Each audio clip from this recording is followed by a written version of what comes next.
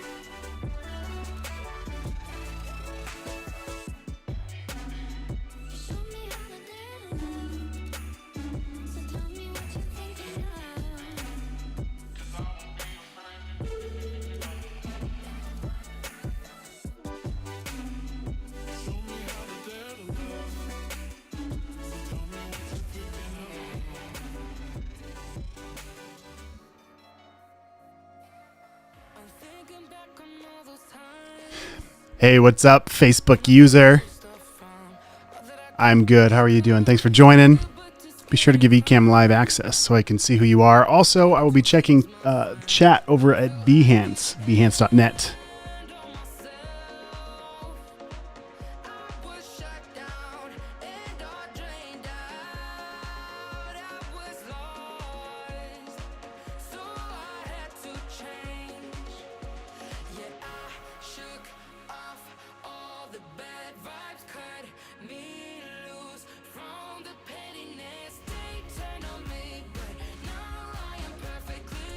Today's video is sponsored by the Graphic Design Bootcamp.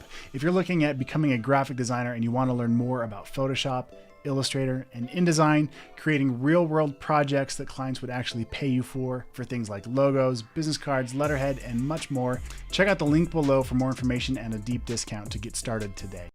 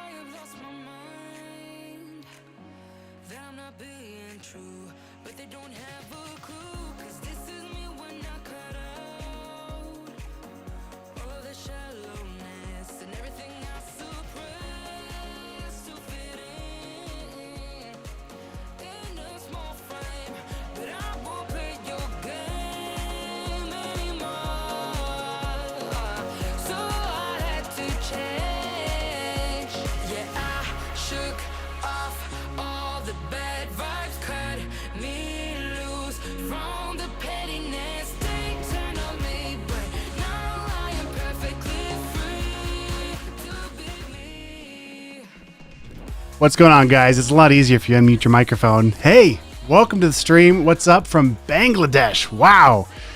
That is awesome. What time is it where you're at right now? Let me know. Let me know. We've got a fun show tonight. We are going to be creating a typography poster, and it's going to be a ton of fun. It is inspired by I guess you call it a poster or some wall art that my wife brought home. So let's take a look at that real quick. I want to show you guys what we're doing here and get some of this set up here. All right, looking good.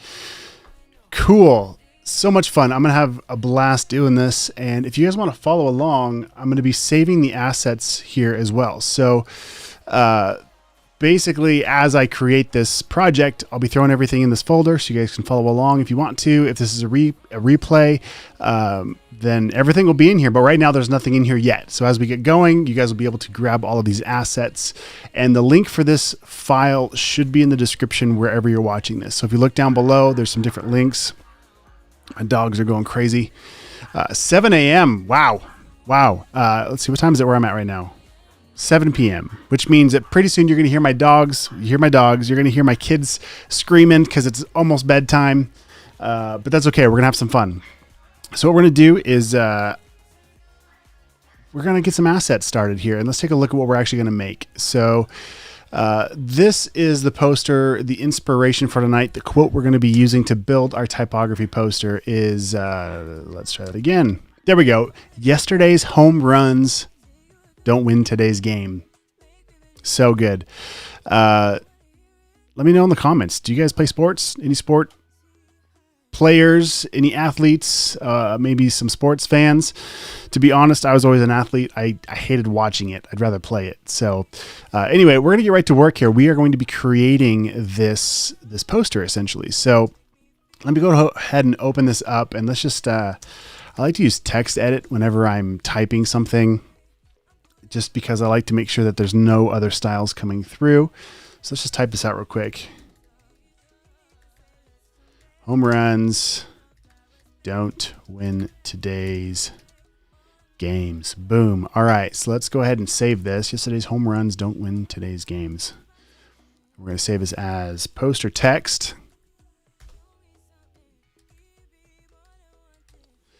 And I'm going to throw this right into the assets folder. So, hey, if you're following along in real time, that text should be there right now. I hope, if this is working out right. So let me know. Let me know, guys. And then let's see. Let's go ahead and jump right in and start creating this. So let's see. I'm going to start in, gosh, I like to start in Photoshop, but I also like to start in Illustrator, depending on where this is going to be produced. So when it comes to just working straight up with text, I really enjoy Illustrator because it's kind of like creating a logo almost. So let's also work backwards. So I've got this printer behind me. I don't know if you can see it. There we go.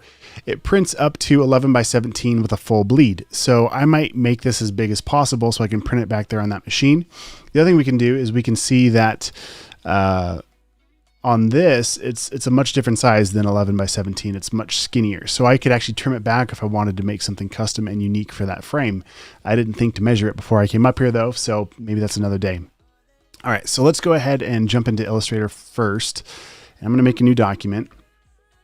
And let's see. If you come up here across the top, you've got some different tabs. And I'm going to click on Print.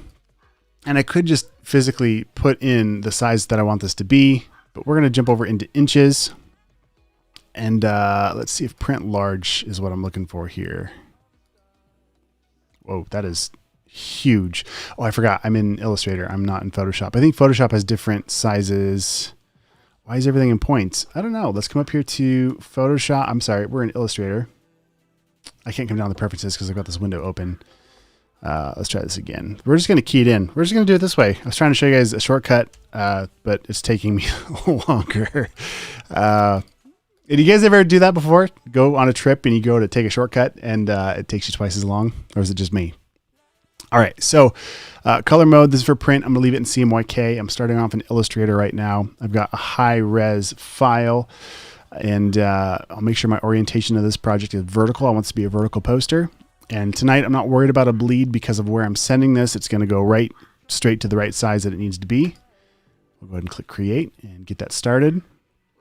And I see somebody commenting here. Do I have a Fiverr account? No, I don't have a Fiverr account. Although I've thought about starting one. But I just have not done that. Do you have a Fiverr account? And I apologize, Daisy, my little Yorkie out there in the background barking. I don't know if you guys can hear her or not. All right, so this is the poster. I'm gonna go ahead and save this. We haven't done anything yet. Let's save this on my computer so I can throw it into our file for Typography Tuesday. This is a new series I'm kicking off, you guys, called Typography Tuesday. So we'll be making lots of typography related projects every Tuesday, and there will be a live schedule coming out. If you want to stay tuned and be on the notification squad when I go live, I'll send out an email to you. Go to my website at derrickmitchell.com and then scroll to the bottom and you can join the newsletter. So, all right. So you've got a Fiverr account. I see Facebook user. Feel free to promote yourself if you want to in the chat. It's cool with me. Let us know what your account is if you want to share it. All right. So I'm going into my design files and let's just call this, gosh, what do we want to call this? Let's see. We'll call it Home Run Typography Poster. All right, we'll save that. Get going. All right, let's see. And then, so what we're probably going to do is I'm going to create my type layout in Illustrator just to kind of have fun with it. And then we're going to copy that stuff over into Photoshop. Honestly, I could start right in Photoshop and do most of probably what I'm going to do tonight. But my hope is to show you guys that you don't have to stick with one application. You can bounce back and forth, and I do this frequently. So you might be more comfortable in Illustrator for some things and Photoshop for other things, and we can use them together to do different things. So anyway, that's what we're about to do. Let me just jump back in. I realized I closed a window here that I need. We're going to pull this over. While you're waiting for me, go ahead and jump over to pexels.com. Let's search for a good baseball image. Or feel free to follow along with the techniques and do something totally different. If you want to find a different quote, whatever you want to do. We're going to have some fun tonight, though. So or this morning, I guess, in Bangladesh at 7 a.m., right? Let's see. All right, so I got to go to... Sorry, hang with me for a second. I just want to make sure I see all the chats over in Behance. Hey, what's going on, Behance? I'm so glad I checked. We've got some people over there already. Chris, hello from New Zealand. Thanks for joining. Stoked to have you here. We've got Daryl from the Philippines. It's 10:04 a.m. Wow. Alexander, hello from Nigeria. Guys, thank you so much for joining. Thanks for tuning in. So pumped to be here. And again, in the description below this video, you can download, well, you can go to the folder right now. It's a Dropbox folder that as I save this stuff, it should be updating. I've never done this before. Hopefully this works like I want it to. We're about to find out. So let me know if somebody wants to jump in there and we'll make sure that it's working out the way we want it to. All right. All right, cool. So what I'm thinking, just kind of planning with the end in mind, I want to grab a photo. We might do a few different versions. So we're probably going to bring these photos into Photoshop when we do some edits, but we've got a few different beautiful images to choose from. I'm not exactly sure where we're going to go with this quite yet. And honestly, it might be better to start with the image because then I know where I need to work my text around. But in the spirit of Typography Tuesday, let's start with some fonts. Let's start with some different layout ideas for just the text. So what I'm going to do, if you're following along, jump over into the Typography Tuesday #1 asset folder here. And I like to view my files like this. All right, so I'm gonna come up here into assets and I've got the poster as an example. If you're following along, that's what we're going for today, something like that. And I've got the text typed out, so I'm gonna open this up. I'm gonna hit Command A to highlight all of this and then we're gonna copy it. And let me turn on an app called Visualize here. This might help you guys see what I'm doing. And if it gets annoying, I can turn it off later. Let me know. But all right, let's dive in. Here's how I work. If I was going to start making this, I would just hit the letter T to get my type tool. I'd click once over here and then we'll just paste it in. Scale it up. And I might need to deal with some music issues here. Let's see here. I don't know about you guys. So I use Spotify for my playlist, and right now I'm using my iPad so I can route the music so you guys can hear it too. Anyway, so when I'm working, I like a lot of playlists that I probably can't play on here because of live streaming and royalty managed music stuff. So to make sure that I can play music you guys can listen to, I'm using Epidemic Sound. So we are going to chill with a feel good focus list, courtesy of Epidemic sound. Hope you guys like it. I don't know. We're going to see what's going to happen in here. All right. Nice chill vibe for those of you where it's morning. Hopefully it doesn't put the rest of us to sleep, getting late. All right, yesterday's home runs don't win today's game. So here's how I like to work when I'm making something with typography. In Illustrator, I can hit the letter T and I can click once and paste, and then it just goes into a line, like exactly what we just did. Or I can click and drag and then paste, and it bounds that text into a box. Well, the way that I like to work, I just click and paste the whole thing, because what I end up doing is cutting each word out so I can scale it individually. And let me show you what I mean. Let's go ahead and start with this first one here. Yesterday's. Actually, you know what I can tell right away? I'm probably going to want this all caps. So let's highlight all of this. I come here to type, change case, and we're going to go to uppercase. So everything just turns into capital letters. I'm probably going to want to work that way. And the next thing that would be nice to know is what font I'm going to use before I get into this, but sometimes I change it on the fly. So we're going to show you both ways. I could just come in here and let's just say I knew exactly what font I wanted to use. Let's just throw this in here real quick. So Abolition is a great font that I use for a lot of my branding. It's kind of a good default that I go to. So let's just say I wanted that. Now I can highlight each one of these. And the way that I like to work is I hit Command X to cut it and copy it to my clipboard. But that way I can see as I go through what words I've already copied. And I'll come back over here and click and paste. Okay. And then I'll just go through and do the whole thing. Command X to cut, paste, and I don't even care where it goes right now. Is home run one word? Guys, I gotta know this. I should know this. I used to play baseball, but I'm all turned around looking at that poster where it's split into 2 words. But now I have to know. Well, somebody tell me in the chat. All right. Will the trainings be recorded? Jamie, yes. So the replays will be live. I am currently streaming on Facebook, YouTube. I've got like 3 different pages on Facebook I'm streaming to. It's on YouTube. It's on Behance. All the replays will stay live. So if you guys want to come back and follow along, we'd love to have you come back and join. So if you want to come back to this and see how this turns out, you can even play it back at twice the speed if you want to, or you can slow it down if I get going too fast. But you miss out on getting to hang out with me live and comment in the chat. So, but anyway, yeah, the replays will be live. Feel free to check it out. All right. So I'm going to go ahead and save this right now. Something I didn't think about till this very moment is syncing with Dropbox. Maybe one of you guys can tell me. I don't think you can save over my files. That'll be fun. I think you can just download them. And then from wherever I'm saving, you'll be able to follow along. Guys, this is a brand new experiment for me. So I hope it works out. I think it'll work. If not, we'll find another way to do this. So let me know in the chat if anybody's following along. All right. Excuse me. All right, let's do this. So let's finish copying over our text. We'll cut it, paste it, cut it, paste it. All right. Excuse me. So again, my hope is just showing you my workflow, giving you some ideas, and letting you kind of look over my shoulder a little bit. But basically what we're trying to do right now is we're just working with typography for this poster. We might make a few different versions and have some fun with it. All right. And this is why I like to cut everything out into its own word when you're making something like this, whether it's for a brochure or anything that you're working with type and multiple lines of type. If I was trying to scale this and keep everything in line, it would be such a pain. But this way, I can drop down exactly what I want here.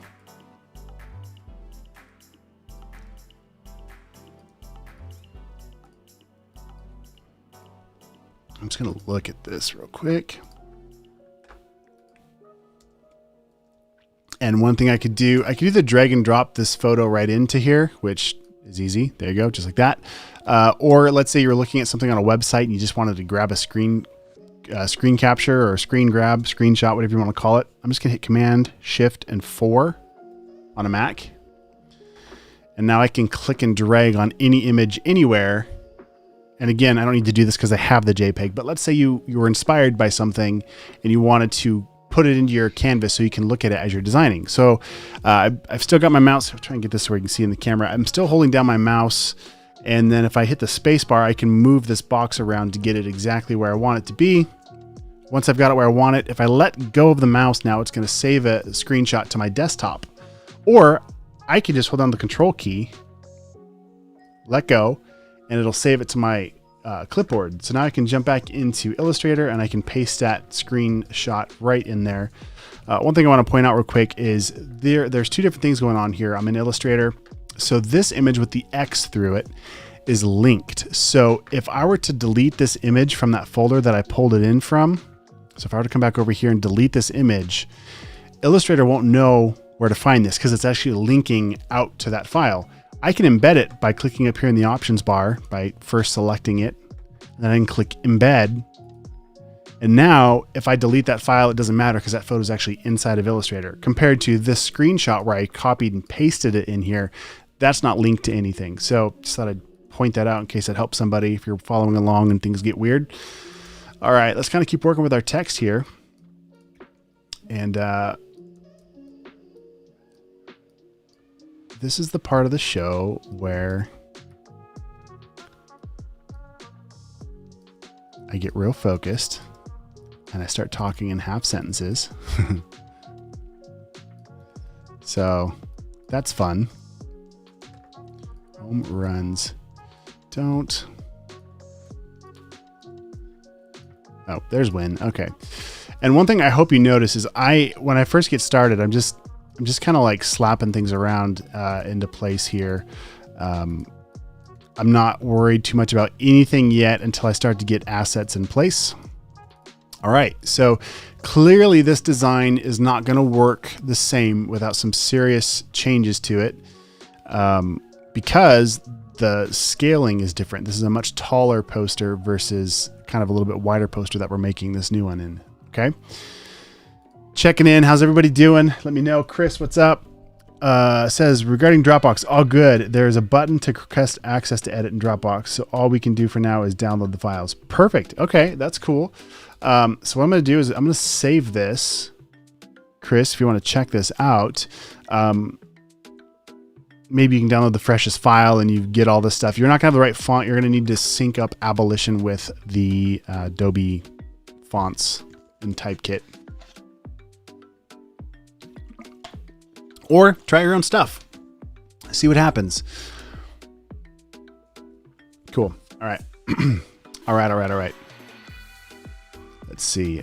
This is the part of the show, again, where I got to stop talking and think a little bit about what I want to do with the design here. Oh, there's Georgia.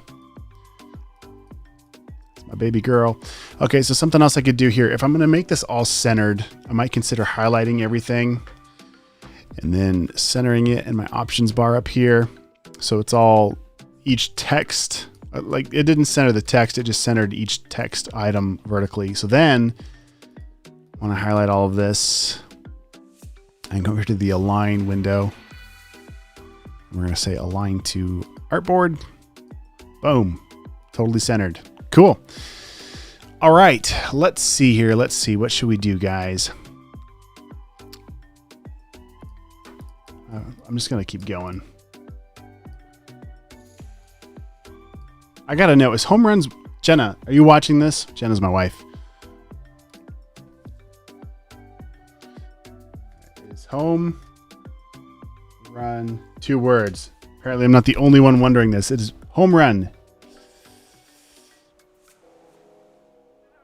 It looks like it's 2 words. I don't know, guys. I played the sport. I didn't write about it. All right. Looks like we're in good shape. It's 2 words. So what I'm going to do is hit home and then space runs. That way I know it's lined up perfectly. We'll delete this one here. Scale it down. Oh, there's Georgia again. I told you guys it's bedtime. Bedtime pretty soon. All right. So the other thing is once I know that this is going to be a font I want to work with, or maybe I don't know yet, maybe I'm still kind of getting it figured out. What I can do is get things close, highlight all of this stuff, And it's just a vector. We're in Illustrator still. So I can copy over, clone all of this, holding down the Option key. And that way I still have the editable text if I want to come back into this. But this is where the magic of Illustrator really works for me and what I really like about it. What we're about to do, and one more thing I thought about before we do the magic. Hang tight for the magic, guys. Hang tight. All right, so this font looks like it's pretty good. The spacing here, especially between an A and a Y, can get really weird depending on the font. So pay attention to that. But let's say you wanted to fix it real quick and you didn't want to outline everything. You wanted to keep it as an editable word or font. We can use the Touch Type tool. And oh man, Georgia's just not having it tonight, guys.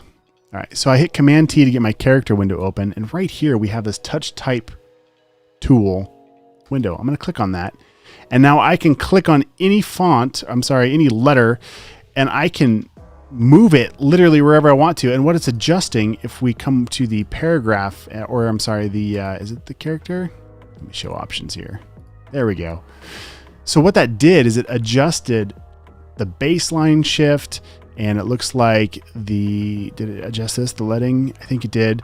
So it adjusts it using the character window, but visually by just clicking and dragging. So cool, so cool. And the way that I would use this, again, if I was going to try and nudge things around, let's say I wanted to take this, click on it, and I could use the arrow keys as well, and I can nudge this up if I'm trying to get kind of creative with it. I can even rotate this thing. So if I click on this and rotate, and what's cool about it, and let's go ahead and nudge this back in now.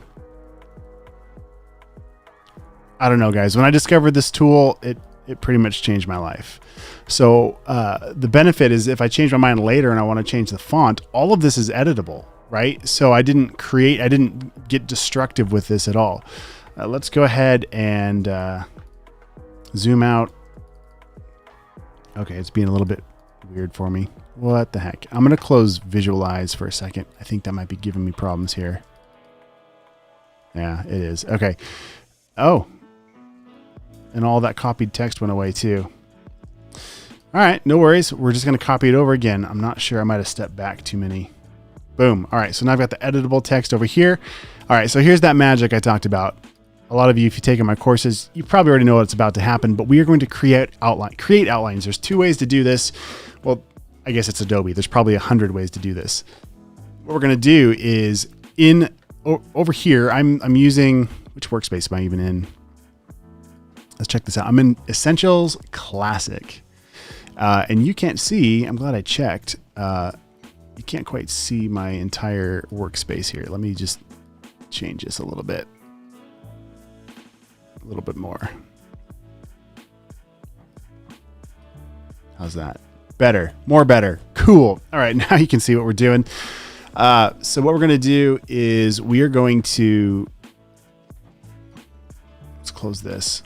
Over here, quick actions, create outlines. Okay.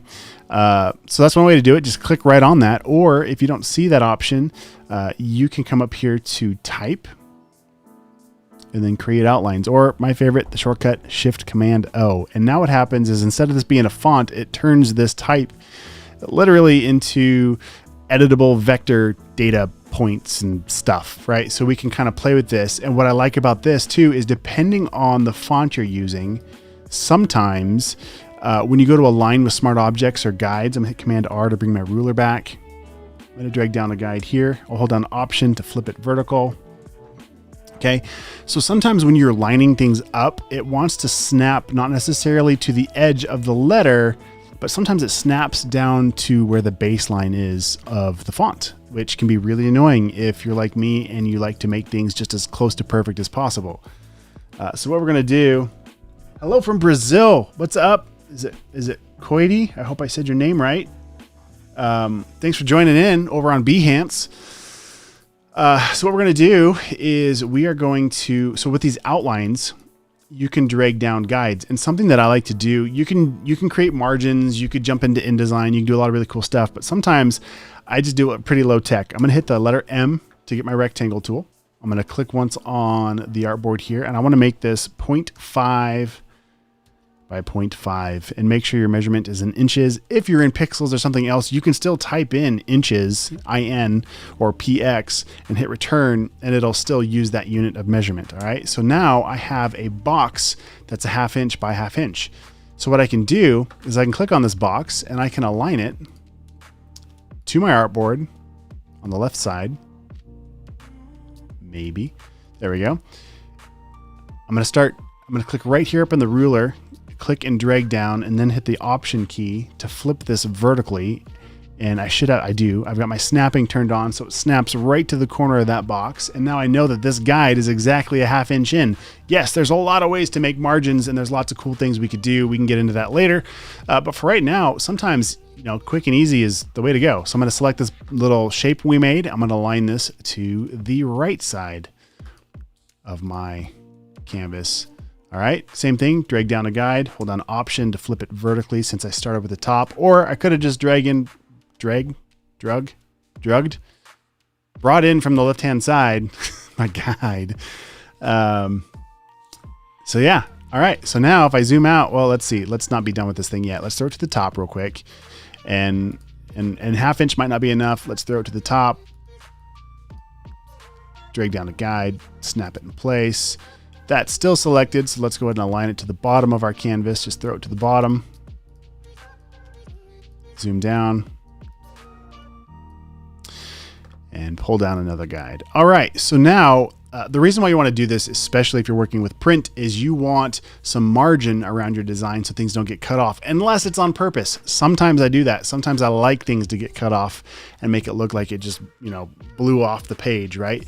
So anyway, using shapes is a simple way for measurements and creating guides and stuff. All right, so I don't really need this anymore. I can delete it. I'll throw it down here for now. It's fine, whatever, no big deal. I'm going to save, Command S to save this thing. So if you wanted to, now guys, you could go back into that Dropbox file and hopefully grab the latest version of what we're working on here. And because I created outlines with this text, this font is going to look all weird for you. If you don't have Abolition on here, this is going to look all weird. But because we created outlines, that's another benefit to doing outlines, is that you can send this to press, you can send this to anybody you want, and they don't have to have the same font as you because it's just a shape now. So you can use it however you want. Okay, so the other benefit, as I was talking about, now that this is a shape, if I wanted to get real picky about where this was going to land, I could grab one of these anchor points and I can snap it right to that guide. And again, to do that, make sure that you have snapping turned on, which is under View. And actually, maybe it's just Smart Guides in Illustrator. Gosh, I don't remember. We've got Snap to Grid, Pixel, Point, Clip. I don't know. Snapping, Smart Guides. I think Smart Guides is going to do it for you. Anyway, all right, cool. So now that's snapped into place there. All right, and then I'm going to hit the letter E to get my scale tool, or my free transform. Is it free transform? What is it in Illustrator? I think it's scale. Free transform. No, S is scale. Okay, anyway, so we've got this over here, and what I want to do is I'm going to scale this. Hold down Shift, click, drag, and it should snap. There we go. It's not quite perfect. Illustrator, I think, is, I don't know if it's Illustrator, but my computer is unhappy that I'm streaming and doing Illustrator at the same time, but it'll be all right. Let's save it, zoom out. Thinking about it. There we go. So now I know that this text, if I was trying to smash it all together and make it perfect, now I know both ends of this are exactly where I want it to be. So that's, I don't know, hopefully that helps somebody. Cool tip, trick. All right, let's jump back over here real quick. I just want to check something. Cool. All right. So now I'm just going to do the same thing with this text. And I'm going to try and work a little bit faster here so the stream isn't 5 hours long. As much fun as that would be, maybe we'll do a super stream like that someday. Tonight's not that night. Okay, so here's another thing to pay attention to. Depending on who you listen to, there's different schools of thought, and there's also just preferences. Art can be subjective. So we're looking at this letter Y here. It is Typography Tuesday after all, so we should learn some of this stuff, okay? So we could let the alignment of this letter be at the top left corner of the Y, or and you'll see what this does down here. pay attention. Let's just say that this landed kind of not straight with what's below it. You might squish things a little bit to make it line up better. You know, this is kind of a happy accident where this goes right to the edge, and the length of this, wow guys, this is not, okay, so edge to edge, this plays out nicely where this shape just kind of feels like it belongs together. It lines up nicely without doing anything, but maybe you want to go past a little bit. So in this case, it doesn't work so well because we're going to run into issues on the edge of our page here. But now it kind of lines up this right here, the bottom of the Y with the left side of the H, they line up together. But you see we go past the design a little bit. Do what you want, guys. You're going to hear people say one way's right and one way's wrong. At the end of the day, I don't know. What do you like? Look at it. How does it feel? Does it feel good? Does it look like it belongs together? That's what it's all about. So I'm going to go ahead and save it again. All right, let's see how we're doing here. Don't win. Today's games. All right.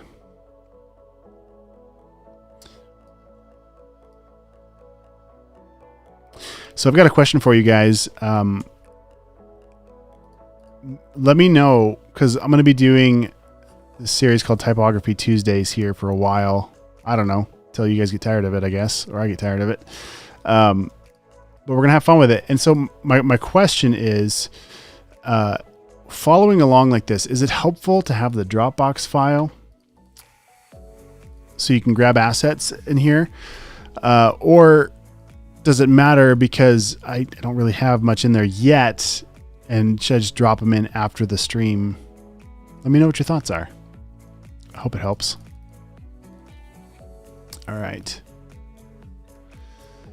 Looking good. Looking good.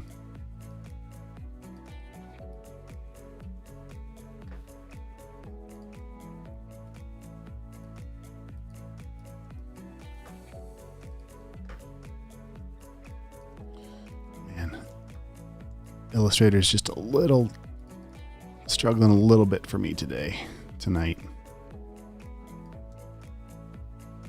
So here's something, I'm sure there's a better way to do this, but I want to line these shapes back up together. And so sometimes it's hard to see what you're doing. So what I'm doing is I'm using my snapping to snap the top of this in place. And then I'm going to grab just a random bright color. It doesn't really matter. I just want to be able to see this better. So I'm going to scale it back towards the other, and it should snap, but sometimes it doesn't. And sometimes it doesn't matter if it's exactly perfect, but if you're building a logo, it matters. So big time. So what we're going to do is I'm just going to scale this, and I'm just eyeballing it because of the way it's scaling, it's not going to snap for me. But that's, I mean, it's not perfect, but dang, it's pretty close. Look how close I have to get in to see it. That is not quite perfect. Anyway, having a hard time. Illustrator just does not want to zoom in and out for me tonight.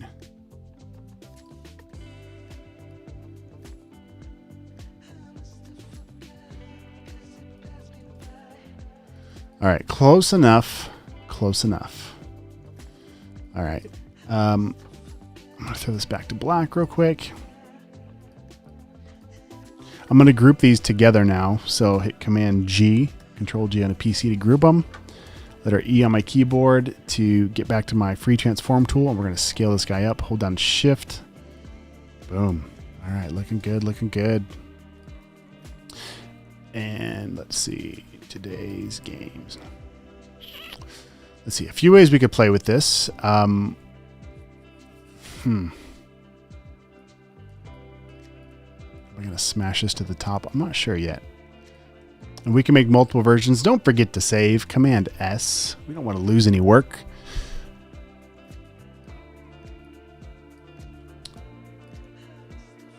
Maybe. So I'm going to grab my direct selection tool, the letter A. I'm going to click right here and pull this shape down just a little bit. I wonder, I could almost, this might be dumb, but we're going to try it. I'm going to direct select, Command X to cut it, to pull it out of that group. Command F to paste it back right on top. And now I can grab this anchor point and snap it here, change the color so I can see it, rotate, it's letter R, and then instead of it rotating from the center, I'm going to click right on that point. So now I can pivot this thing wherever I want it to go. All right, we are going to snap it right in there. And this is me being a little extra about it, but I like that it matches the same angle as the Y. But look at that, as I get further away visually, as I'm looking at this thing, maybe it's the angle. I don't know if it's an optical illusion. It looks like it's changing on me. Anyway, yeah, no big deal. Just kind of forcing that to be what I want it to be, which is again why it's fun creating outlines and working in Illustrator, because you can do this kind of stuff a little bit easier. Oh, dang it. You know what I just noticed though? Up here in don't, it doesn't match. And maybe it doesn't have to. Maybe this could be a baseball bat. There's an idea for you. I could make the shape of this whatever I want, but for the sake of getting through all of this as fast as possible, we'll save those ideas for later. I'm going to shift click back on the word today's, Command G to group it all back together. So now if I move that text, the apostrophe comes with it. Chris, what do you say over here on Behance? Oh, cool. Chris says it likes the idea of being able to open up the file when you save it. I don't have the font, so the vector outline works perfectly. Very cool. All right. Let's see, where are we at with things? Let's back out here. How are we doing on time? I wonder. Oh, good. Okay. Awesome. Okay. Let's see. We're heading the right direction. I don't know what to do for games, so we're just gonna play with it. And I'll just drag a copy over here. I'm gonna zoom in. Okay, so something I do. There's a few ways to do this, but let's say you want. I'm just gonna make a line that matches. Because I have snapping turned on, I can click on this letter E, and then drag down, and it's gonna snap to both sides. And I can pull this out. And now when I rotate this, hold down Shift to make it on 45s. I know that it's the exact same width as this font, but one more degree further. It's getting late. This could get weird as it gets later. One step further. If I drag this shape over here, you can see that in this font, the E, the strokes are not the same width. So I grabbed, what's that called? The stem. I forget what those are called this way, but you can see it's not the same. But what I could do, just stupid little things to pay attention to. If you want to be like really OCD about it, this is the kind of stuff that I pay attention to. And if I grab this from the stem or the spine, I don't remember, guys, typography. If I'm going to do Typography Tuesday, I better figure it out quick, huh? Anyway, it matches that side, but as soon as I rotate this, it's not the same width. So let's click and drag a shape from here. And it's not going to, just to show you a little bit closer, if I click and drag and I get down here, it doesn't really snap. So I have to get right to the end point so that anchor point snaps with the end of my shape. Now I can hold down the Shift key and then drag out this way. Come on now. It's not wanting to work for me here. Click, drag, Shift. Okay. Now I know that this is in line. So visually it's going to feel like it belongs together. And I can grab my direct selection tool, the letter A, and I can just click on the edges here. Or if you've got a complex shape, you can hit the letter Q to get, I forget what it's even called, Lasso Tool maybe? Yeah, Lasso Tool. And I could draw, like let's say I wanted to grab like these 2 points here. You could draw around the points you want to grab, okay? Now, I'll go back to my direct selection tool, click, drag, then hold down Shift to make sure it stays horizontal. Let's back out real quick. Hopefully you can see where I'm going with this. So you got a comment. Let's see. Dustin Mack, what's up, man? Welcome to the stream. Good to see you.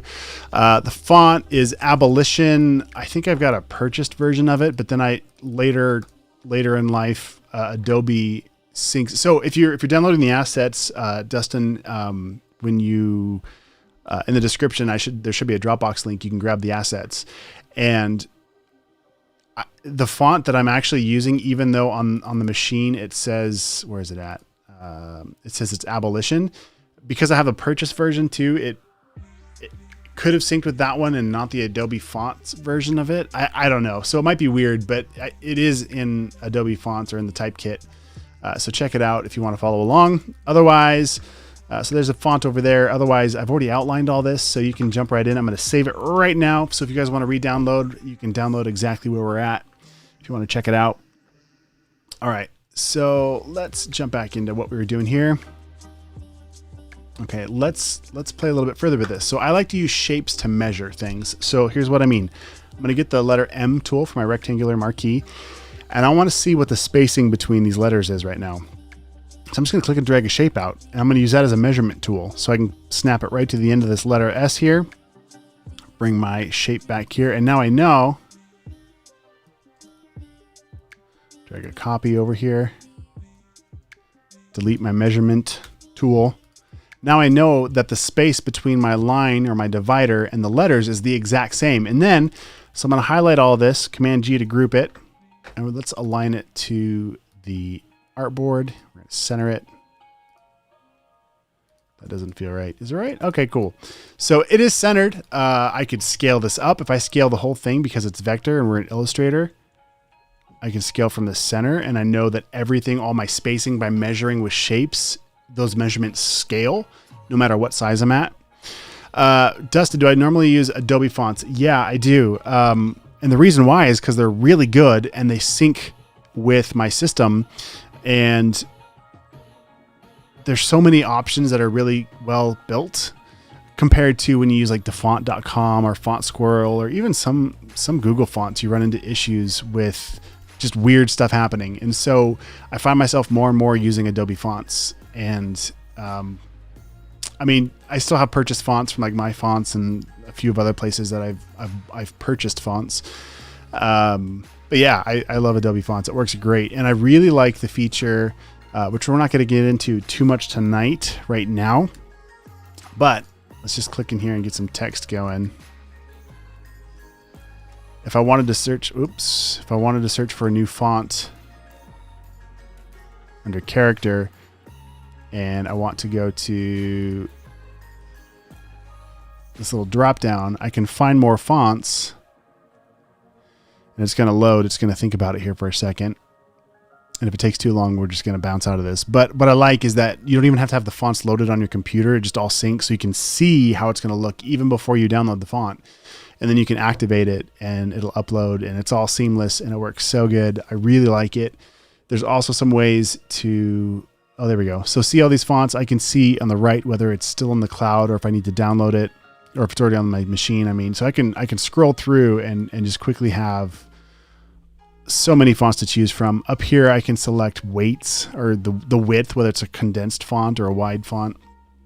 I can change what it's showing me, the words it's showing me. Oh, getting thumbs up on Behance. Thanks, guys. I appreciate that so much. I really appreciate that. If you guys haven't yet, be sure to like the video wherever you're watching this from. Share it with a friend, whatever. That really helps me out.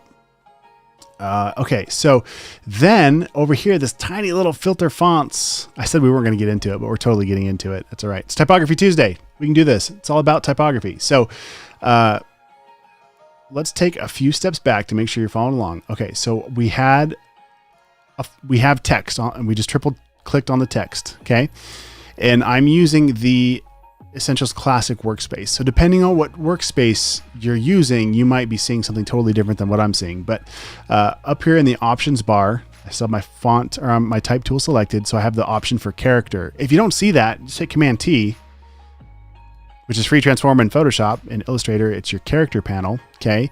And then right here, same thing. We've got this drop down, and then we've got the same menu here as well. Same things going on. So we can either find more, click on this tab, or we can click down this filters. And this is where it gets really cool, because now we have all the different classifications. So do you want a sans serif font?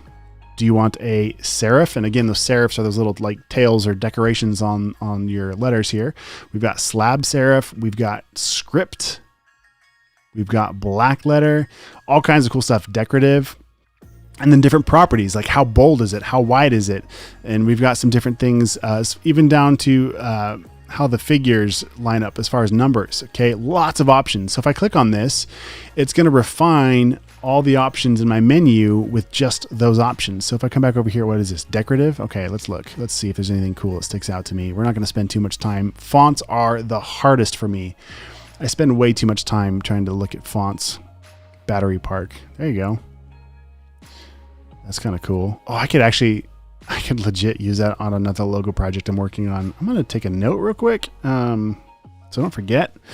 Also, I just bought this at the grocery store of all places. This little, what's it even called? I don't even know. Like, it had a specific name for it. It was just like a notepad thing. But what I like about it is it's small, so it just sits right here. You can see I got a lot of stuff on my desk. But it just sits right here. So if I have an idea I want to write down, this is super helpful. Another way that this is helpful is if you're like me and you get really distracted really easily, thinking on paper is so much better for me than trying to take notes on a computer. So I might jump into this. Let me move my keyboard so you can see what I'm doing here.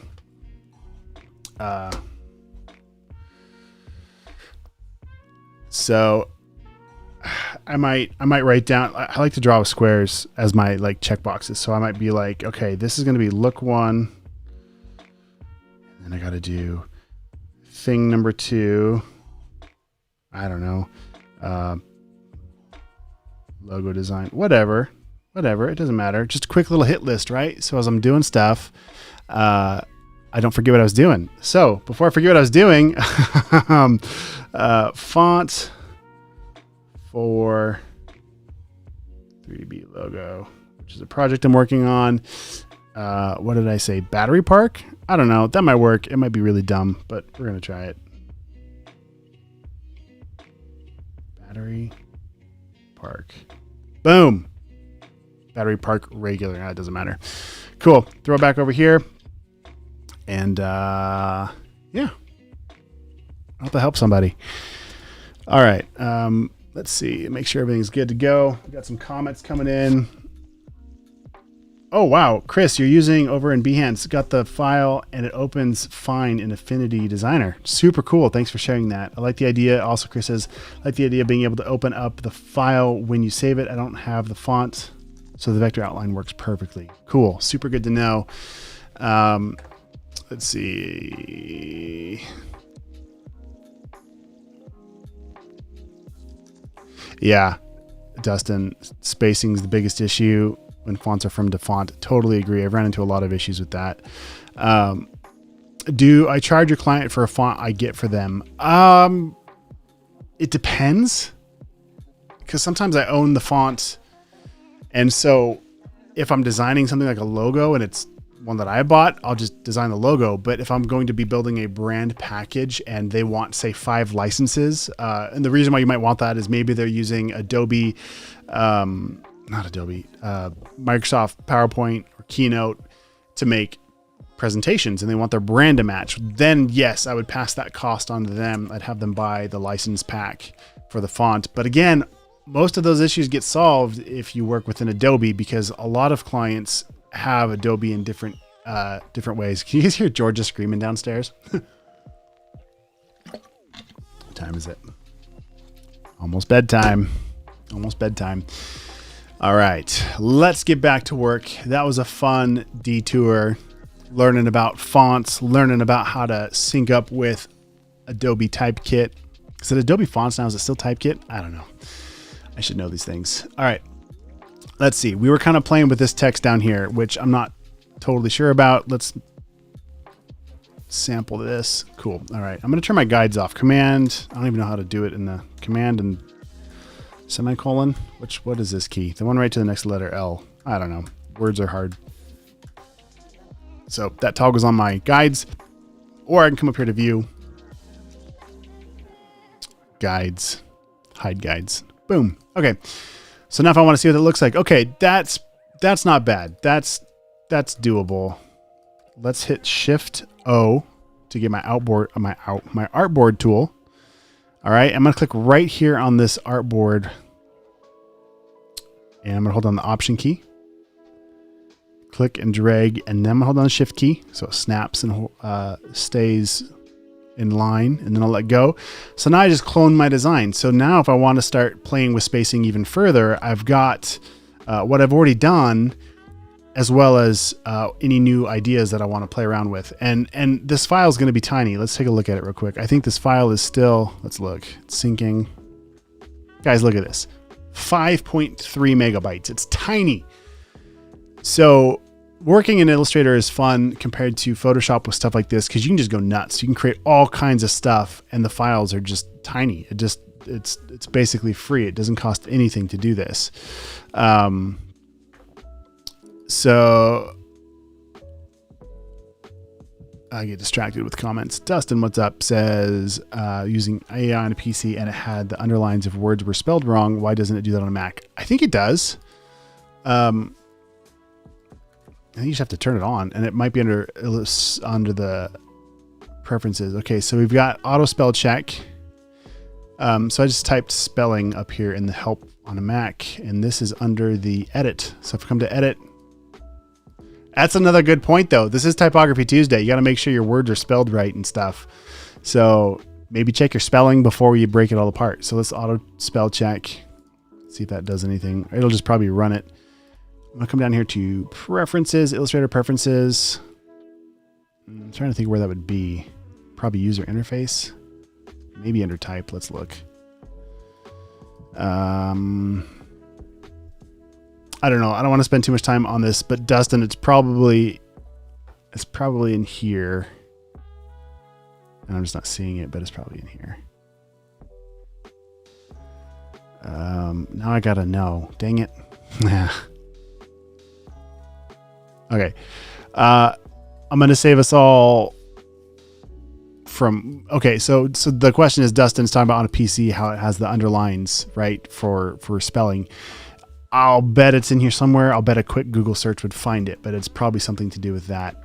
So I'm going to go ahead and just cancel those so we can keep going on this Typography Tuesday stuff. All right. So what I want to do right now is I'm going to kill these lines here. We're just going to scale this guy up. All right, turn my guides back on and just kind of see. Oh, the guides didn't come with me. That's all right. I could bring them over. Command Option and this key next to letter L, semicolon, locks and unlocks your guides. It's the same as going to View. Let's go down to Guides, Lock Guides. So that's what I just did. I unlocked them, so now I can select my guides. Hold down Option, click and drag. Try that one more time. There we go. Slide them on over. And honestly, I'm working pretty lazy. I just let them snap to this because I knew it was perfect. But if you're doing something that's really important and you got to make sure your measurements are correct, don't do it that way. All right, cool. Got my guides looking good. This is not going to work. So let's scale this down. Command Shift G to break it apart. I'm not going to like this, but it's all right. You'll learn a new technique. Snap it. Snap it. Boom. Okay. Select all these, and you'll notice it grabbed my guides this time. So I'm going to hit Command Option, semicolon. Gosh, Jenna would be so ashamed of me. She went to college for a long time for English and stuff. And I always forget what I'm doing here. Okay, so I selected everything. It's all ungrouped. I want to come up here to my Align window. And if you don't see it in the options bar, you can come up here to Window, down to Align. Why can't I see it? Let's try that again. Window, Align right there.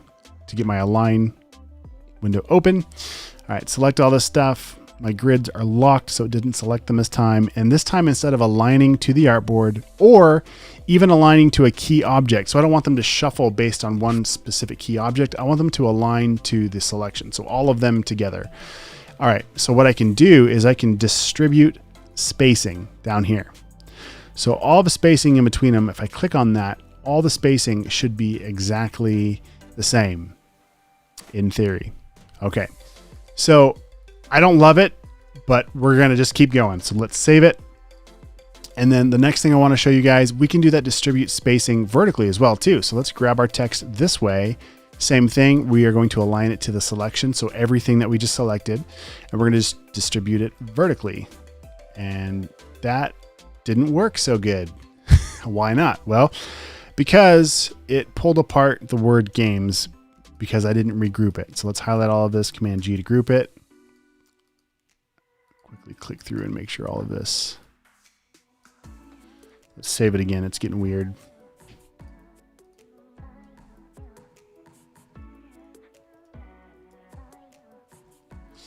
I think I hit Command H at some point. I don't remember doing it, but that shows and hides your edges, which is nice sometimes if you need to see without all the blue dots everywhere.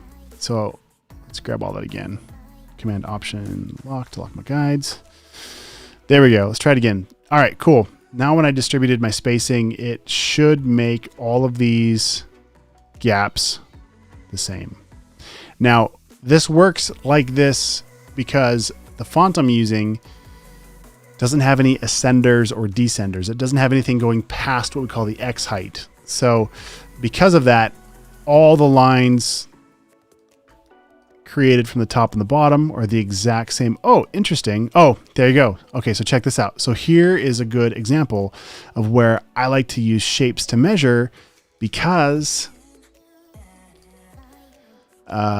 this apostrophe here is kind of goofing us up. So we can either roll with it and leave it, or I can cheat it up a little bit. So I'm going to grab this, shift click this.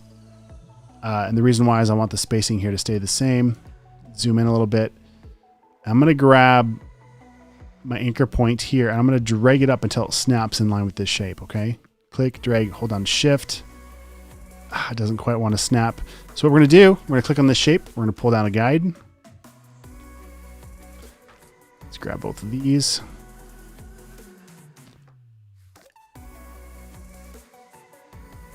There. Even though it didn't snap, I can still see it pretty much is in line. Okay, so now another issue we have to make a decision on is if we like the spacing of this or if it needs fixed or if it doesn't match because we didn't do it on this, on up here on yesterday's or here on don't. For consistency, we might want to play around with that. I'm going to grab my direct selection tool, the letter A, click once inside the shape, and I'm just going to nudge it with the arrow key just to kind of visually. That feels good.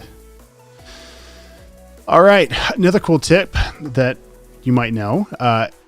Let's say I've got these markers all over the place from measuring things. Instead of going through and deleting each one, I can select one of them, come up here to select, same, fill and stroke. We'll click on that and then everything with that color gets selected and then I just hit delete once and it all goes away. So that's a lot of reasons why, or a lot of times why I'll grab a random color that only happened in that one shape so I don't accidentally delete something else in my artwork. But then it's an easy way to grab all those pieces at one time is just to hit the select all, or what was it? Select, same, fill and stroke. Cool. All right. So one more thing we got to kind of figure out what we want to do with. You'll notice that at the top, it goes to the top of my margin here, I think. Once it shifted it down, it did shift it down when we aligned everything. But that's not the same as down here. So let's go ahead and just grab everything, Command G to group. And now let's come back to our align window and we are going to align to the artboard, center it, vertical center, boom. Okay. Not bad.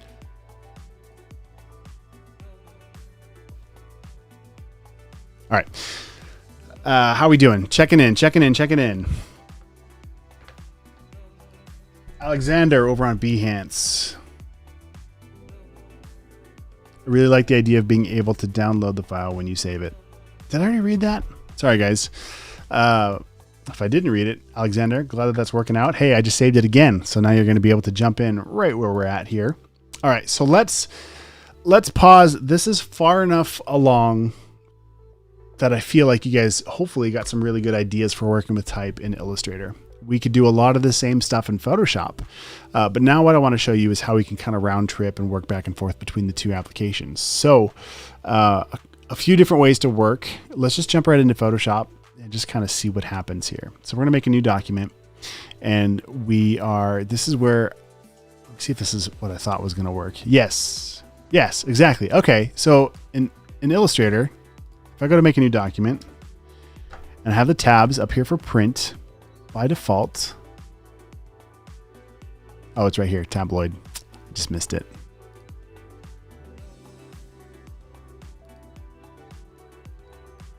Yeah, okay.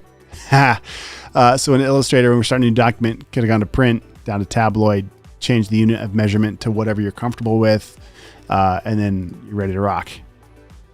Okay, so back in Photoshop, same thing. We want a tabloid 11 by 17. Notice that, okay, so we're in print, and we are going to be printing this at 300 pixels per inch. So hopefully you're going to print it on that guy back there. Ta-da! Okay.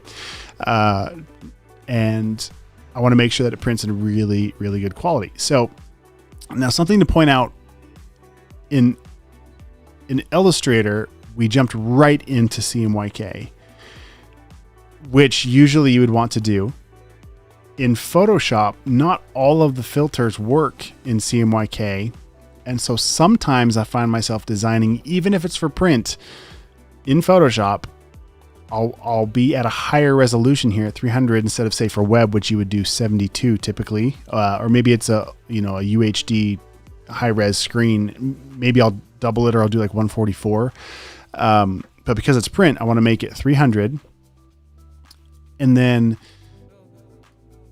if I jump back into CMYK color, like you would expect for a print project, not all the filters work the same. So typically I'll do a color, I'll change the profile at the end of the project, and I'll flatten things before I do all that. So just a little FYI, if you want to learn more about it, shameless plug, check out the Graphic Design Bootcamp. In the very first few lessons, I talk about that, and I go in more depth and detail. I talk about when you make projects even bigger, this thing happens called interpolation, where the dots, anyway, it's great. It's great. It's a good course. You're going to learn all kinds of cool stuff. Check it out. But if you want to learn more about that and the whys and the hows of how this works, check it out. Right now, we're just trying to make a new document, and I'm taking 5 minutes to do it. So, okay. We're in RGB color. We're going to just click create. Just make the file, Derrick. Just do it. Okay. So one thing I breezed past, and because this is for print and it's a bigger file, I'll probably just work this way with no artboards, but I like to typically, when I'm working on a brand, let's come back here to print, make a new document, tabloid, this little checkbox for artboards. I really like using artboards. So if I click create now, you'll see the file looks a little bit different. So here's the first one I made. Here's the second one. And you'll see the difference is this has the word artboard above it. And over here in our layers window, you can see we've got an artboard, whereas this one is just the default, what you would expect with Photoshop. So I don't have experience yet creating larger files, meaning 11 by 17 or larger, for print in Photoshop with multiple artboards. This very well could crash things really quickly. But what I like about it, same thing we were just doing in Illustrator. So you make a design. Let's just go ahead and grab this, Command C to copy it, jump back into Photoshop, Command V to paste it. I'm going to paste it as a smart object so it retains all of that editability. There you go. I'll hit return. And because these are the same size documents, everything kind of came over centered, and it works out well. And you can see I've hardly done anything and it's already thinking about it. Okay, so I've got an artboard here. Treat an artboard just like a group. So if you're really comfortable in what program I am in, Photoshop, right? And let's say you've got a bunch of different things going on here. I'm just going to throw a color in here just for kicks, just to start doing some things. Let's say I was to group these together, Command G to group them, or click down here on this little folder icon.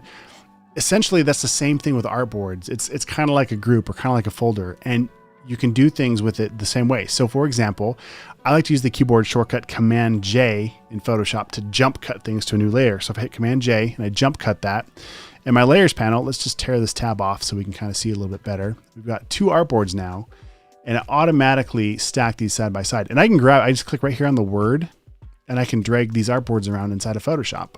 I can even click the plus sign next to it to add more artboards down to the side. And depending on your selections in the options bar, you can make that artwork come with you or not. So this is probably way beyond the scope of what we're trying to achieve tonight, but I like working all on one canvas because then I can pull elements together and quickly get some different ideas and see them side by side. So, you know, for example, let's say I wanted to experiment with a different color on this thing. I could quickly roll through and have everything right in front of me and start playing around. And you can see over here on the side, it's essentially just like layers in Photoshop, and I can turn the artboards on and off. And if I want to rename it, just rename it like a layer, right? So, and then it changes over here. So,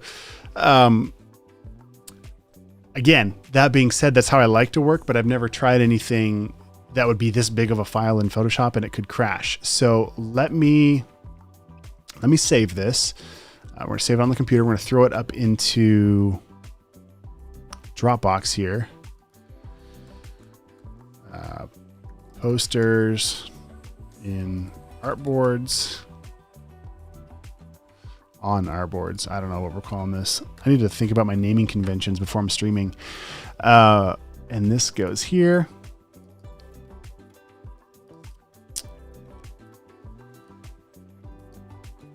Photoshop file. Let's save it. Save it. I didn't save where I wanted it to. Let's move it.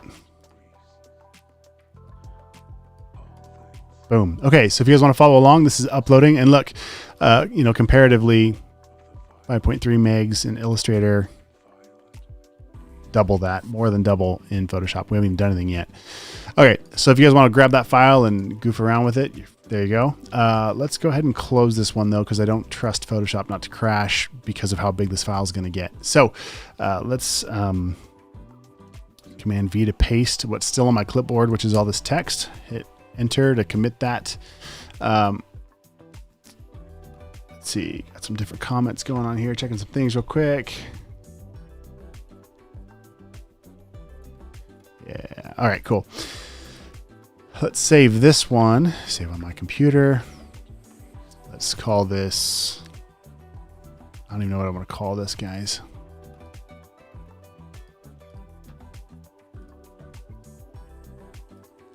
Some smooth elevator music going on right now. How much you guys think of that? All right, save layers. That's good. Cool. Boom. Done. All right, cool. Now we can have all kinds of fun with this.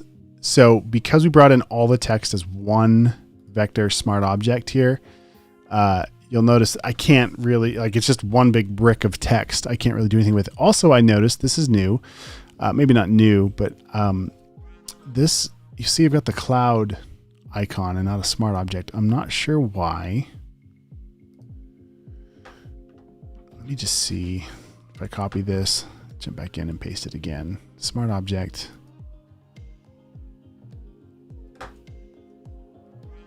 Okay.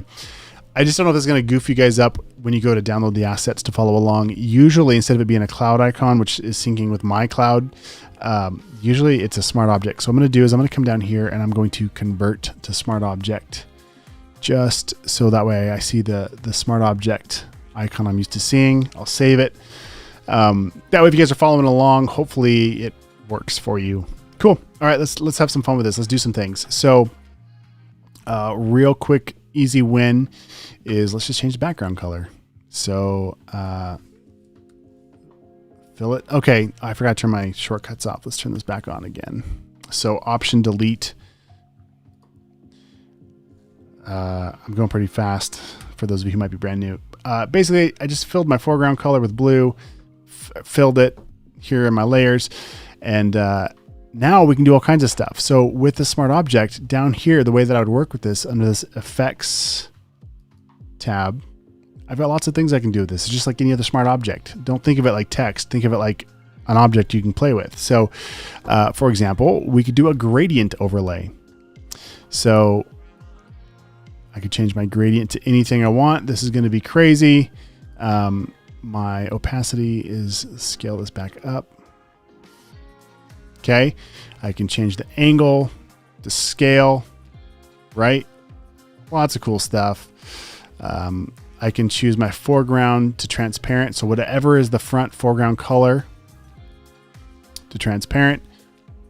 Okay, so we can apply a lot more to this than just changing the color. And I'm just trying to show you some techniques. I'm not really thinking too much about the design yet. Let me go ahead and cancel that. Save it. Let's see, what should we do with this? Let's just kind of texturize it and have some fun with it. So let's jump over into our browser. Let's open up Texture King. Bring that in so you guys can see it. Texture King is a great place for free stock textures.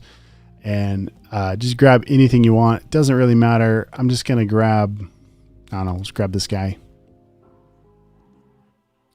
I'm just going to right click on it and I'm going to copy the image. I'm not even going to save it to my, oh, okay. I take that back. Let's save image as. Let's throw it into our assets folder. So if you guys want to follow along, you've got it. Let's jump into here. Assets. We'll just lob it right into that folder for you guys.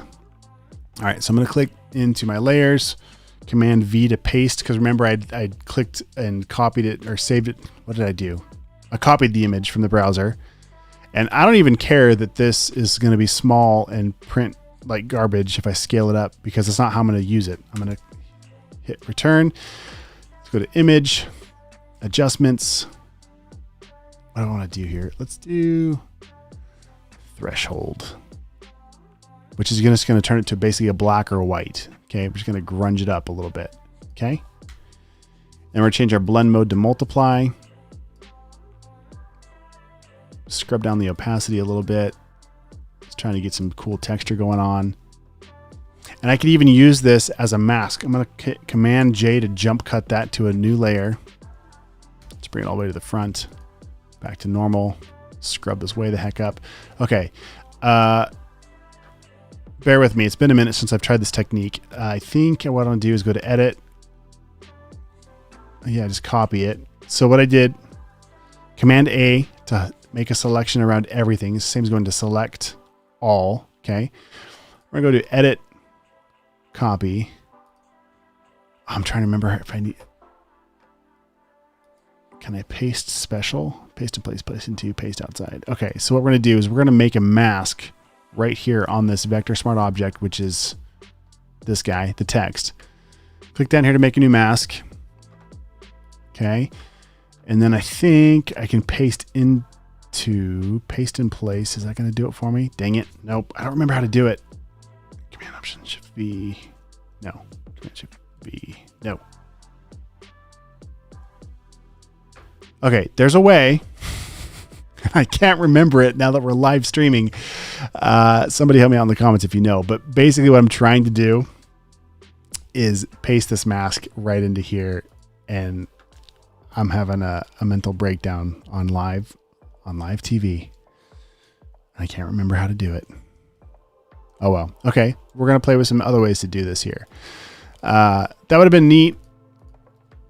Another thing I could do is just define a brush. So I'm going to select this whole thing. Come to edit, define pattern or define brush. Either way will get us there. Let's do brush. Why is it not letting me define the brush?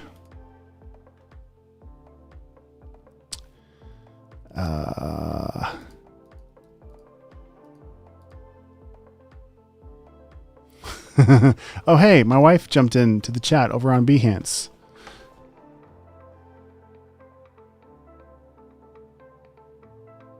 Cool. Thanks for joining in, Jen. You want to come upstairs and join me live? Do I need to come put the kids to bed soon? If you guys want to say hi to Jenna, she's over in Behance moderating the chat for us. Thank you so much. All right, what we're trying to do is bring this mask over, and I'm having a mental breakdown, and I apologize. So let's have some fun with this, though. So what we're going to do, we're just not going to do that either. All right, how about this? Boom. So what I did, and that's something I want to, okay, so here's something else. Hopefully this is a great takeaway lesson for you guys. There's times where I just, for the life of me, can't remember how to do something because there's literally millions of things, billions of things you could do inside of Photoshop. There are so many menu options. There's hundreds of ways to do the same thing. And all those combinations add up to lots of ways to forget stuff. So finding workarounds, finding ways to achieve something, even if you're like, I know there's a way to do this, but I can't remember. It's okay. It happens, even to me, frequently. So what we're going to do, we are on this layer, that texture we grabbed. I'm going to hold down the Option key and click between these two layers to basically mask this top layer with the shape below it. Okay. Now I could play around with this blend mode. I'm holding on Shift and hit plus or minus. And what that's doing by hitting the letter V, got my move tool, and now I'm just cycling through my blend modes here to see if one of these does anything cool that I like. Okay. So, divide is kind of cool. Let's turn back on our background texture. Okay. Now the whole thing kind of looks grunged out a little bit, and I can grab this and I can play with my fill or my opacity and see what happens here. Okay. Lots of cool things we can do. Just kind of experimenting, playing around with stuff. All right. So let's just leave it like this for now. I'm gonna hit Command S to save it. This is called Home Run Typography Poster. Let me close it, and we're going to rename this in Dropbox. We're going to call this Grunge. Okay.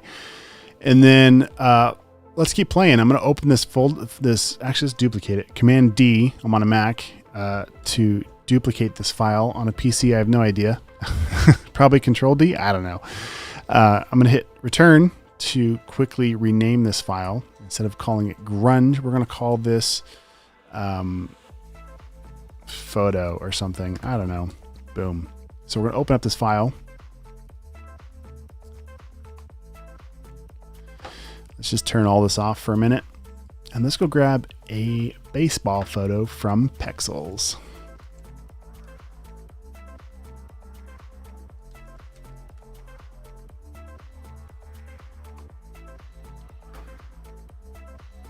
All right. Oh, that looks just classic and nice. Photo by Rachel. Thanks, Rachel. When you guys use Pexels, be sure to thank the artist and give them props for sharing their work. Free download, which will give me the full version. Okay, and let's throw this right over into our assets so you guys can see it. Oh, you know what else I should do? I'm going to make a new text edit window. I'm going to call this links. That way, when you guys are following along, boom, baseball photo. Okay, there's that. And then we had Texture King. Texture. All right, I'm going to save this as links.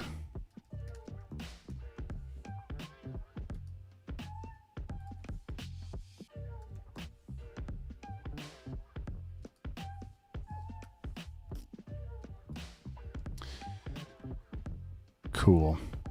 So now you guys can grab that from the Dropbox folder if you're following along, which why not? We're hanging out anyway.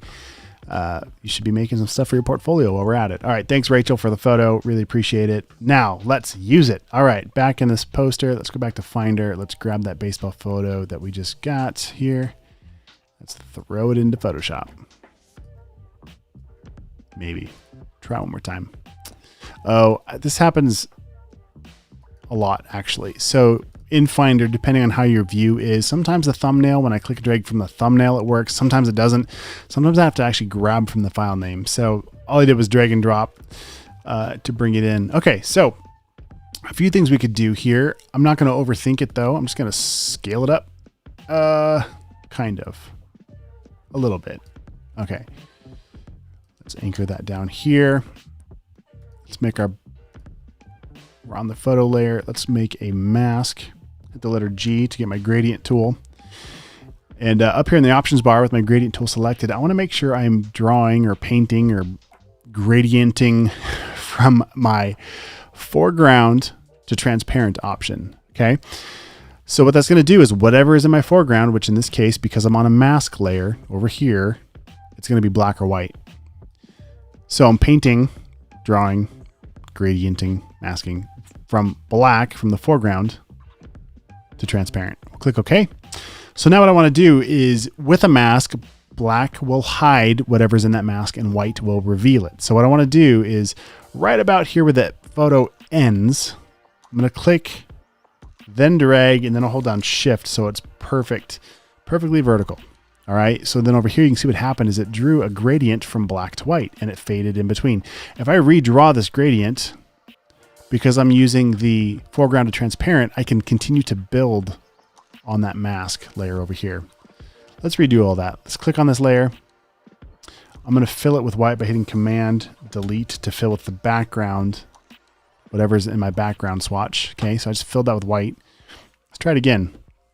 Letter G, I'm painting with the foreground, which is going to be black. So I could burn in the edges if I wanted to, or do whatever I wanted to kind of soften it or create vignettes. There's lots of cool things you can do with this technique. I'm going to step back, Command Z, Command Z, Command Z. Let's do it one more time. Click, drag. This time I'm just going to hold on Shift because this is what I meant to do. I wanted to show you guys some techniques. Okay, let's change this background color. Let's fill it with black. I'm going to hit the letter D to get a default swatch over here. Black on the front. Option Delete to fill it with black. Cool. Looking good. Let's bring in our text. I'm not sure it's going to work. We might need to create some new layout here. Let's hit Command C to copy this text, this vector file, shape, whatever from Illustrator. Jump back into Photoshop. Command V to paste this guy as a smart object. This could be cool, guys. Let's see here. I'm going to bring it all the way to the front. Oops. Command Shift right bracket. Okay, lots of ways to work. Lots of ways to work. Let's see. Let's start by recoloring this. So down here under FX, let's do a color overlay. And we're just going to sample. Oh, we could do a color overlay. I'm just going to sample from my photo if I can get it to work. And let's see. I'm just trying to think how I want to do this. I'm thinking about red. The laces on a baseball are red. We could try red. All right, so these little warning boxes next to it tell me if they're out of the print or web gamut. So if a printer or a screen can display the colors. So by clicking on those, it makes sure that the color it selects will absolutely work on any device. But sometimes I just tell it to be exactly what I want and just go for it. All right, so we've got that color selected. A few things we could do now. We could bring this texture that we made, drag it up above here, hold on Option and click, turn it back on, save this. Let's cycle through. Something else I just thought of too, I just saved over, depending on when you're following along, you're gonna have different versions of this file, but that's all right. Oh, great point. Okay. So because I've got a color overlay, you're not going to see this being applied, this texture being applied. So we would want to do this as a, let's turn that texture back off. Let's mask this. We'll click on the mask icon down here. Hit the letter B to get my brush tool. I'm going to come here to brushes and I'm going to find, I don't even know what the default brushes would be because I've got so much stuff in here. And I'm not sure how I would share this with you. So grab a random brush, have fun with it. You could even search online in places like Envato Elements or Adobe Stock for other brushes that you can add. Let me see here. I've got all kinds of grunge brushes. What is this one? My girls are sneaking in, getting ready to go brush their teeth for bed. What's up, kiddo? All right, so I got my brush. I'm painting with black on the mask that is applied to this text. So now as I click on here, wow, that's way too much. But you can see how you can apply a grunge effect to your text on the mask. Let's step back and grab a better brush. And I apologize, I wasn't even thinking this way as far as grabbing something stock that you guys could follow along with. So just jump in, just experiment, just grab any kind of brush you can find and have fun with it. That's also way too much.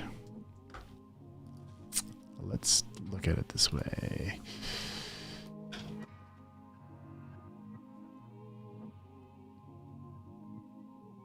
Scattered leaves. I want to see.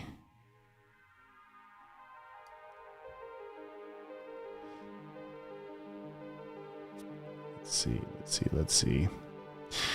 Brushes are kind of like fonts where I can spend a lot of time trying to grab just the right one.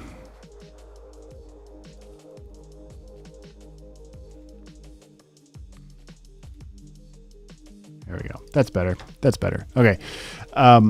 So now I'm just kind of clicking inside of here. Yeah, that's way better. Okay, cool.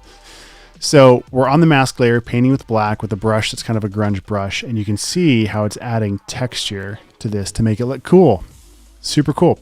All right, so the next thing I want to do is a trick that I learned, I think from Dave Cross years ago. If I double click on this layer, I can get the layer style.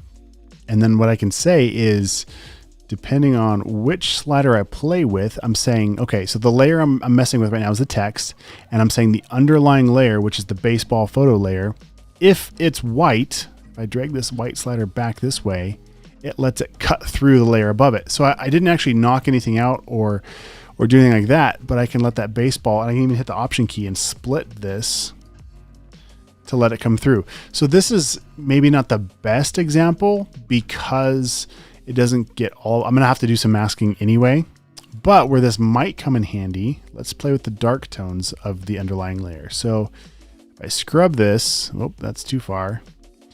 You'll see that I get some of the, you'll see where it totally breaks up here in the gradient area, but let's say it was more of a consistent color.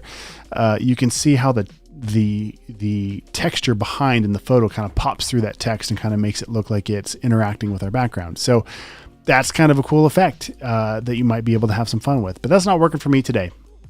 So now what we're going to do, let's see if we can get Photoshop to select. Okay, so this is a smart object. This photo came in as a smart object. I'm going to save everything. Man, I should be saving multiple versions for you guys. We'll figure that out later. All right, so what I'm going to do is I'm going to jump cut this photo and then turn off the background copy. And I did that so I saved that smart object for later. If I want to scale it, it saves all of the pixel data, like the biggest version of that. Now I'm going to right click on the smart object, the one that I just copied, and I'm going to rasterize this layer. The reason why I did that is so now I can click on it and I can come into my properties window. If you don't see it, go to window, down to properties.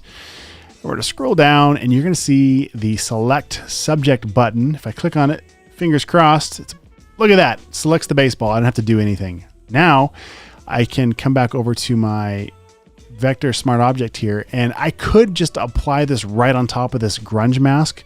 But if I ever want to move things, it's going to destructively edit that mask. So instead what I'm going to do is hit Command G to group everything we have going on here with the text. And now I'm going to mask the group.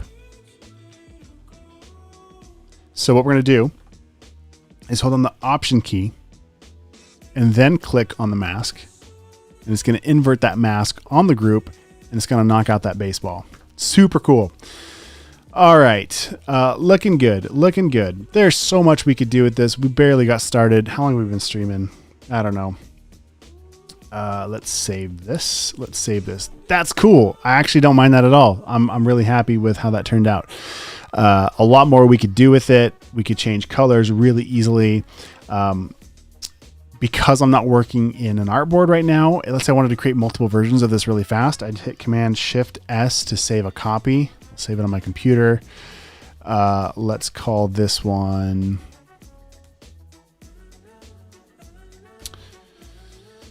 I don't even know what to call this one. Just say V2. That'll make it easy.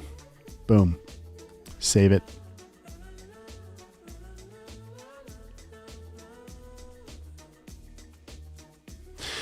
All right, so now I've got a saved version of this that I can experiment further, and I could change more things. I could come down here and change this color overlay to something else. Maybe, I don't know, whatever. I could experiment with lots of different colors.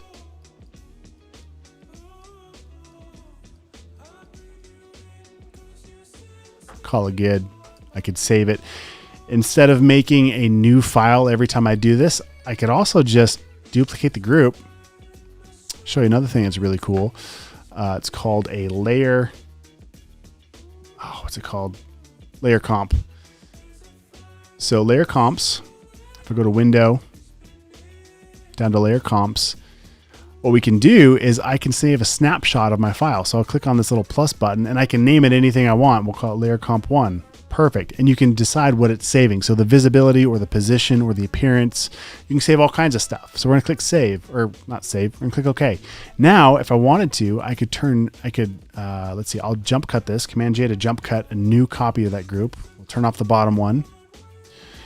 And let's just change the color again to something else. Oop, I like that lighter blue color. Okay. Something else, save it, come back to my layer comps, make a new layer comp 2, or maybe I name it blue. You can name it whatever the heck you want, doesn't matter. And then over here on the side, I can click. All right. And it's changing between my layer comps. So it doesn't have to be just colors or text. It can be anything. It could be different photos, all kinds of stuff. And so if I'm not using artboards to create multiple looks, if I'm working inside of one file, I might use layer comps. So then when it's all said and done, let me go ahead and save this. I'm going to save it on the blue version because I like that one better. Let's go ahead and how would you export this quickly? Let's say you had like 15 layer comps, and a real example of this, Dustin, maybe you with your t-shirt business have come across this before. But if I'm doing a mock-up on apparel, I'm trying to think of, I just did this. I'm trying to think which one I used. I did like tons of versions and I used layer comps to do it. So I duplicated the apparel base, changed the color, add a different logo or whatever I was doing. And then when it's all said and done, and maybe you have like 15 different layer comps, you come over here to file. I think it's export.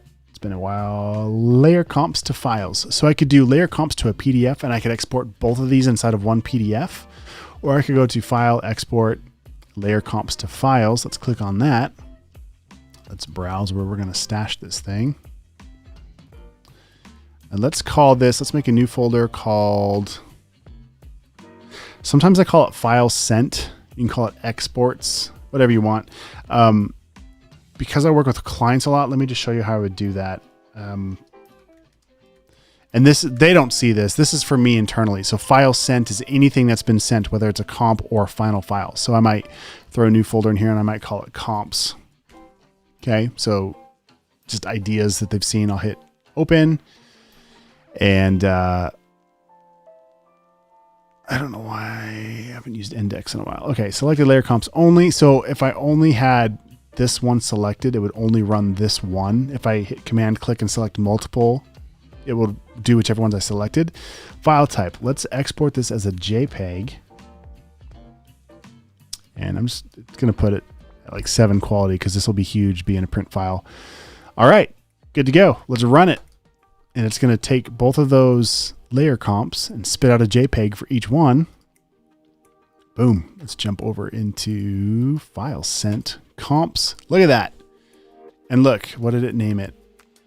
So it named it, added on, it concatenated the layer comp title to my file name. Super cool stuff.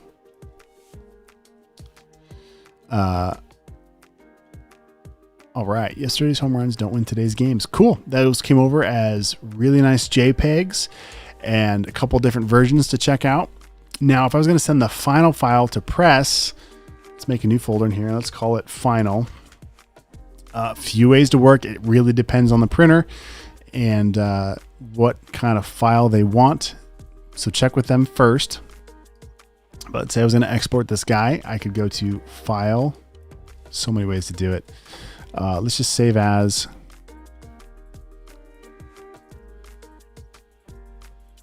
Maybe.